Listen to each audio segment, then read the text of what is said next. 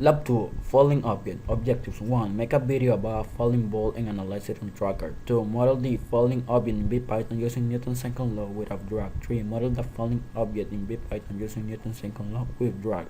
4. Make a spreadsheet combining my observational data and my two computational data. 5. Answer the questions about considering initial velocity and discuss terminal velocity. Introducing Newton's second law of motion and momentum principle just as lab 1. The equation is stated in the next way: B final equal B initial plus F net divided by mass times delta T. We apply a little bit of algebra multiplying by mass. We got mass times B final equal mass times B initial plus F net times delta T. We call momentum to the product between mass and velocity, and we reach to the momentum principle. Final momentum equal initial momentum plus F net times delta T. Predict new position. Formula is final position is equal initial position plus velocity times delta T. Here's the video I recorded. From that video I uploaded to Tracker.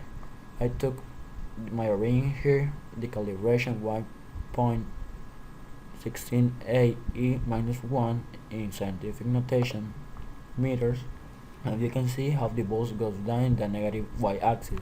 You can see also the graph. It is a course. That means that there's interaction with the surroundings in our system, and we got the analysis in the table.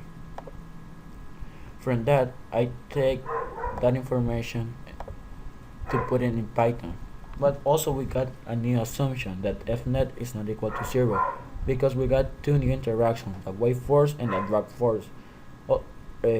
Taking that, we got the ball's mass, that is 3 g's, that it is equal to 0.003 kgs, and the first time 0 seconds, the final time 0.567 seconds, my initial velocity 0 meters per second, my initial time 0 meters.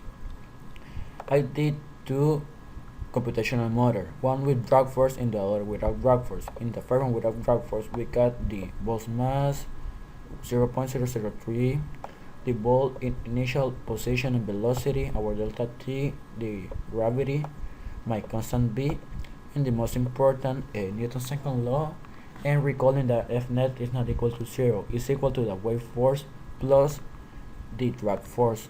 As you can see in the graph, there's the yellow bar, that is the wave force, and the blue bar is the drag force. That is when you apply the drag force. And the second is just the same, all the same initial conditions, just that F net is just equal to the wave force. As you can see, it should move in the same way, just that in this time there's no drag force, just wave force. For that reason, the blue bar doesn't appear. From that, I got my two graphs. As you can see, Tracker and with drags, they are pretty excellent in predictions. Just at the end, that in our Tracker we can see that there's also a resistance. For that reason, it moves. And about the tree with drag, without drag, and my observation, as you can see, without drag it goes down because there's no drag force of, like you can say, a resistance, so it's just a force and it goes automatically down. And also something interesting is that you can see when there's just wave force applied to it,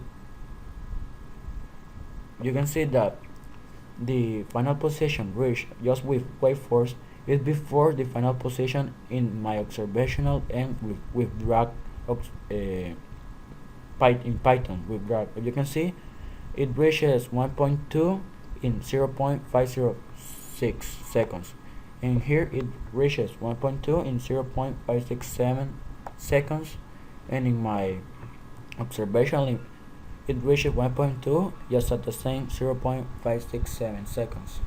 So it reaches faster in wave force.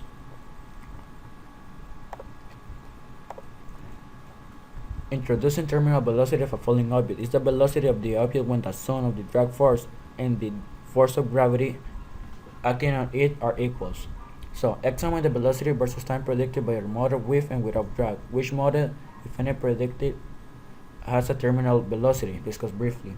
Well, in the case without drag, there's no need to analyze, because if there's no drag, there's gonna be terminal velocity. But in the first one, with drag, there's terminal velocity, because gravitation force and the drag force, meaning that in certain point there will be a terminal velocity when the two forces become the same, and when this happens the object will continue going down at a constant velocity until it hits the floor.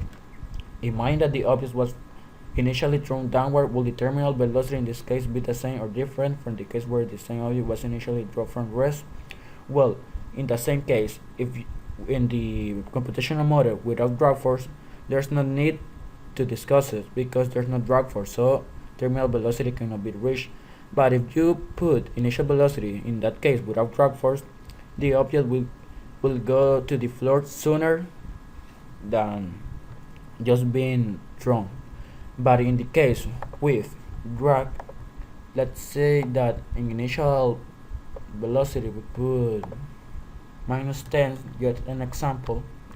You can see just starting, the ball comes already with a drag force. That means that the terminal velocity will reach sooner than if the object is just thrown. Thank you.